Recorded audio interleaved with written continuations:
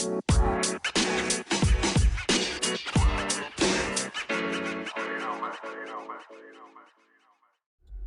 welcome back to Kicking It with Tina. Well, I'm your host, Tina.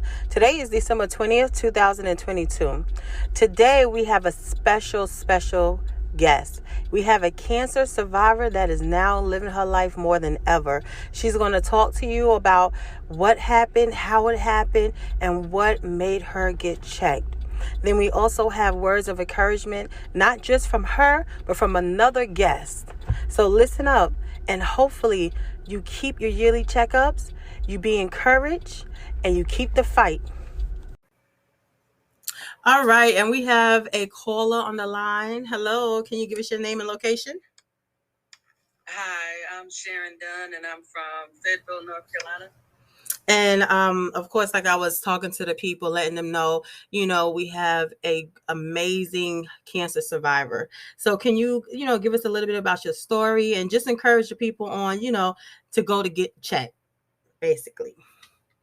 Okay, for me, it was a routine visit to my gynecologist for my mammogram and stuff, and they did my mammogram and they seen a little spot, and they decided they wanted to do a biopsy and test it, and they did. Mm-hmm. And she brought me back in, and she was like, it's cancer, and I was in shock, of course. And I was just like, I had a biopsy before on the other side, and it was like benign.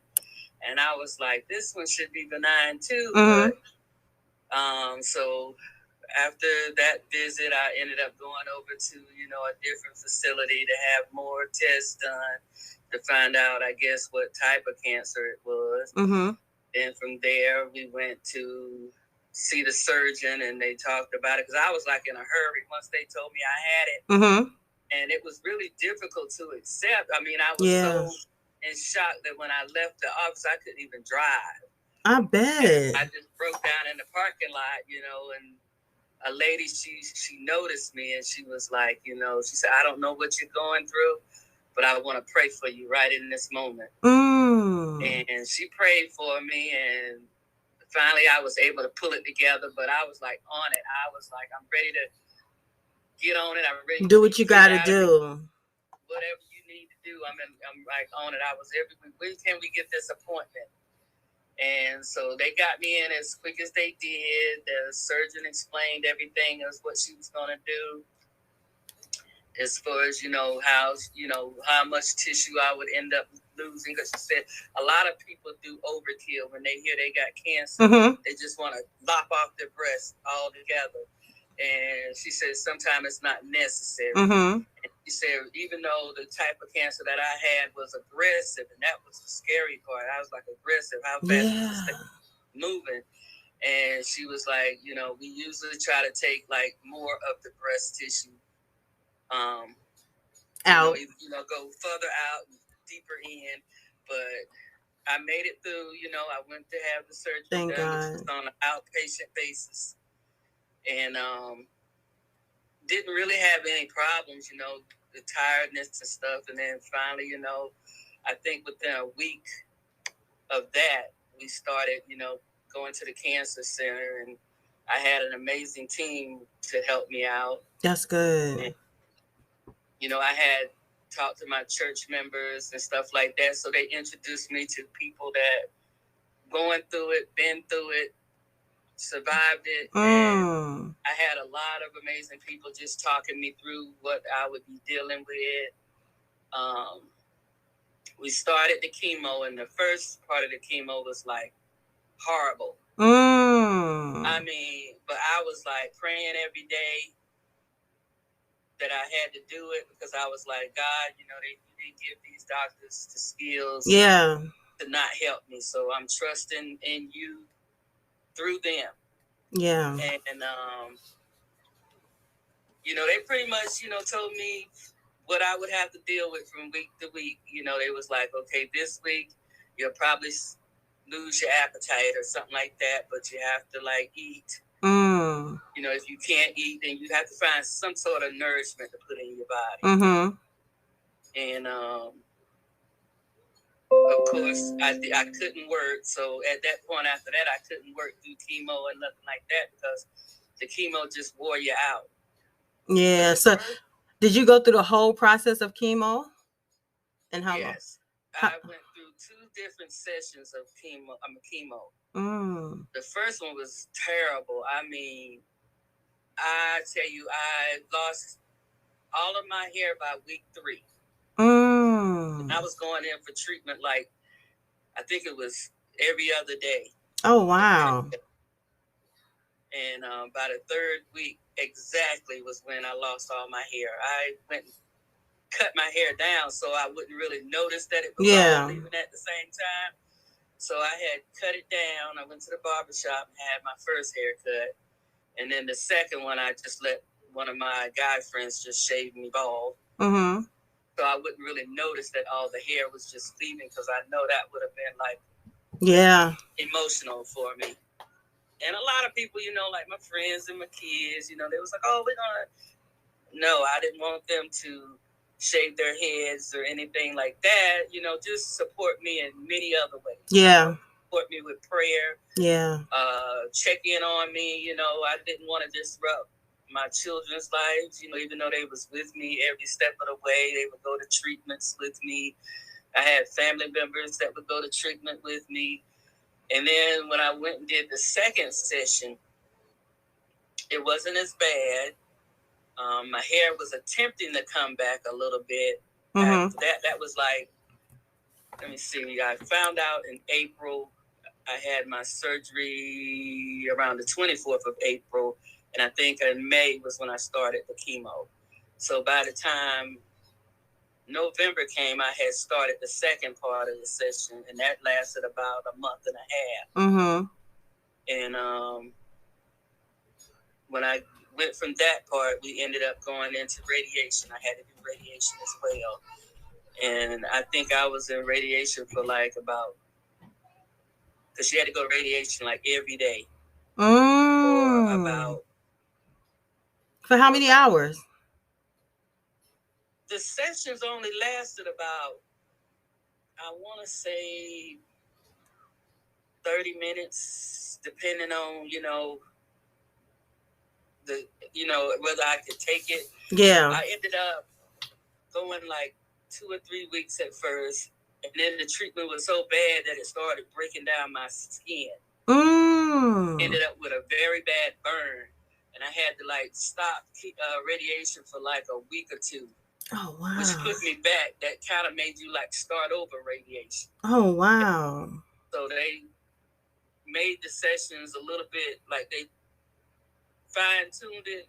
Didn't make it so strong the last 2 or 3 weeks of radiation. Oh, okay. Even though I still had the burn thing going on and it was still like festered up. I had to go in with these pads and stuff on. But oh, wow. The journey was rough and it was tough, but I had, like I said, I've met so many amazing people that was going through it the second and third time. And I'm here on my first time, and I was like, what do I have to complain about? Yeah. I don't have nothing to complain about because all of them, so encouraging.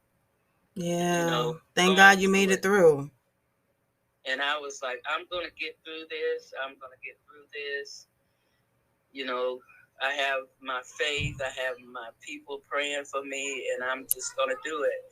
And even though I went through all that pain and stuff, I was just like, it was worth it. It was worth it because I always tell people, they be like, oh, you have to trust in the Lord. I said, but the Lord put these doctors in place for a reason. Yeah. It wouldn't have been no reason to just believe and have faith. He wants you to still go through the journey. Yes. Still reach out and help yourself. Yes.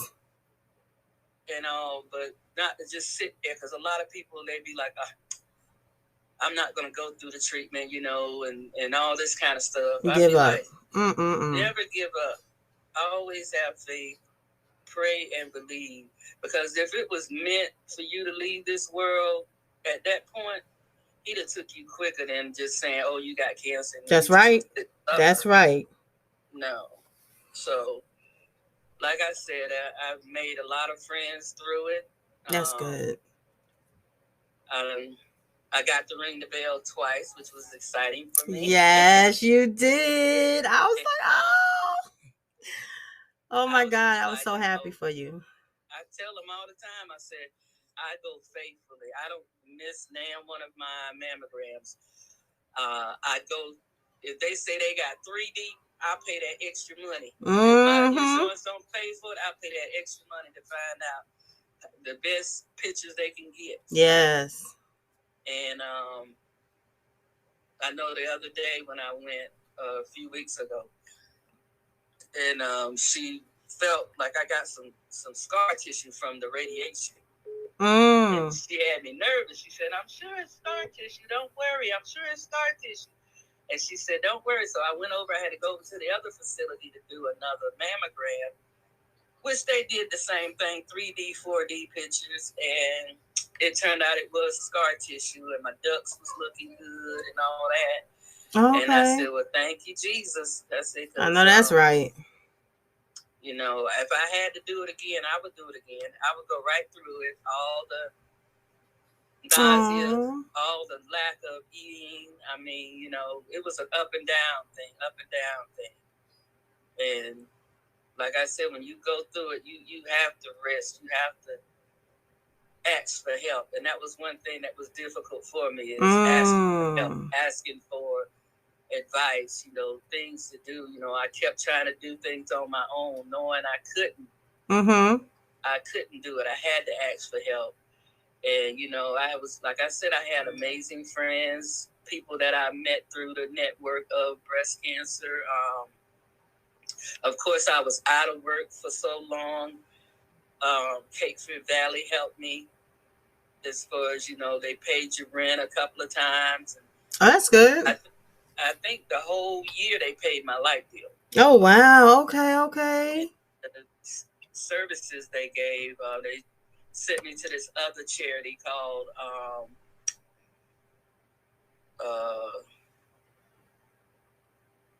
the Karen Chandler Foundation. Okay. And Mr. Chandler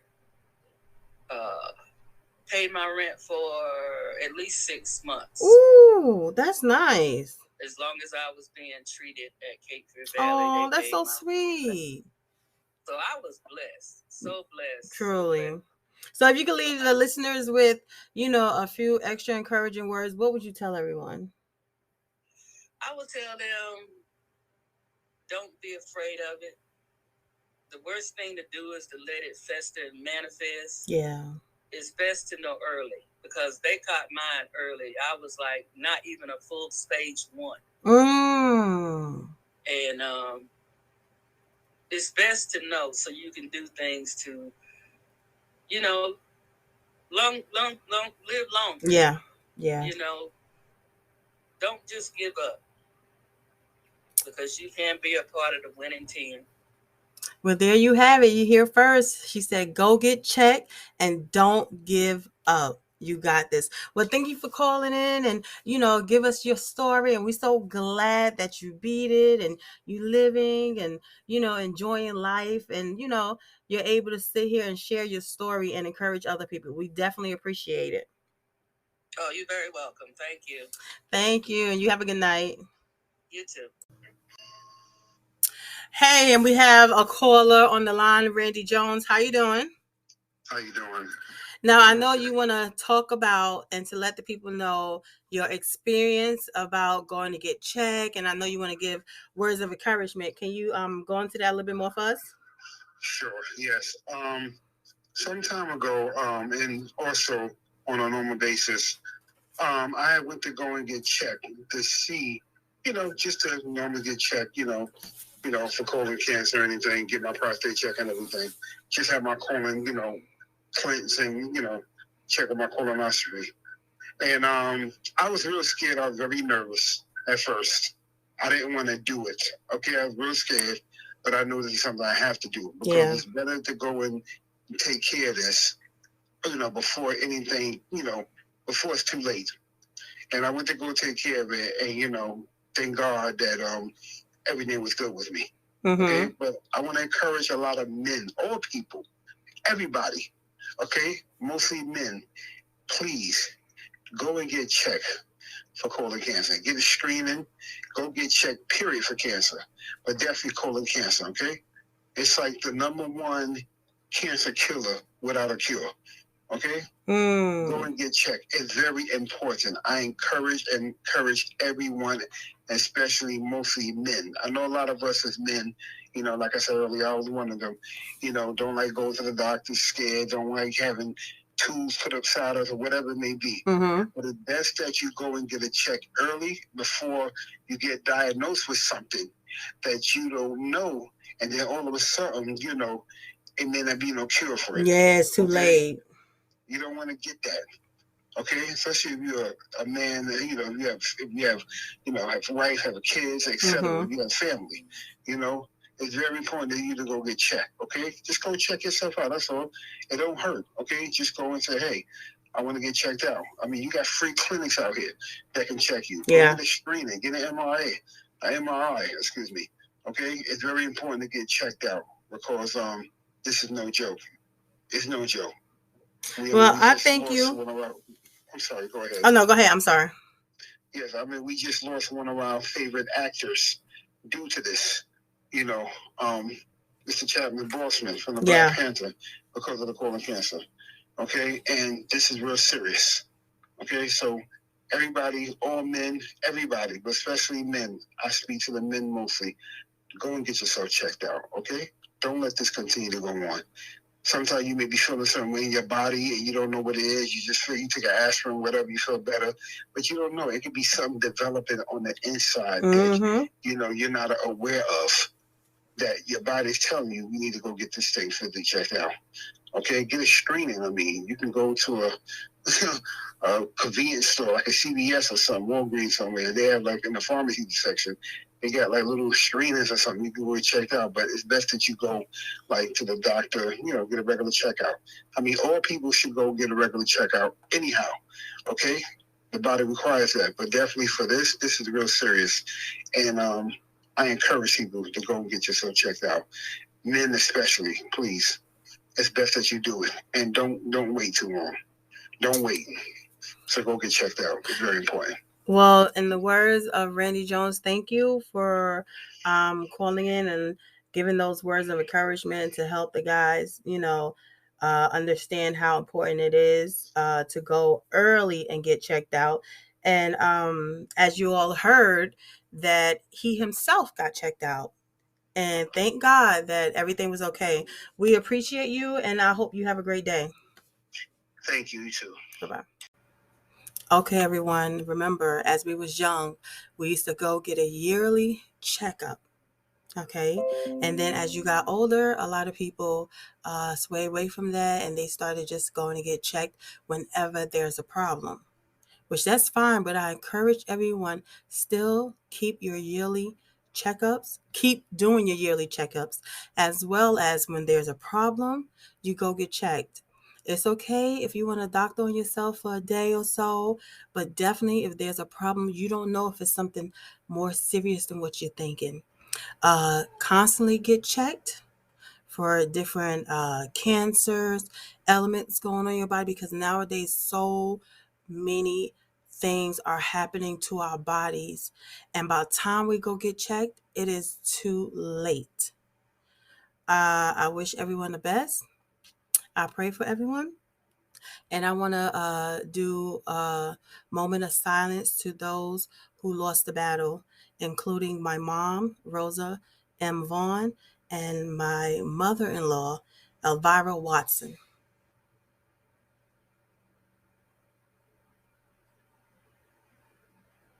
Thank you, everyone.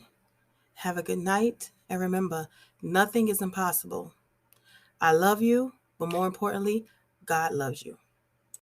If you haven't heard about Anchor by Spotify, let me tell you, it's the easiest way to make a podcast with everything you need in just one place. With Anchor, you can record not just from your computer, but from your cell phone.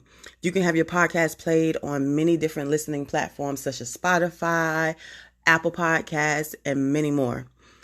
Look, With Anchor, it's free. Anchor is completely free. So download the Anchor app or go to anchor.fm to get started. You would not be disappointed.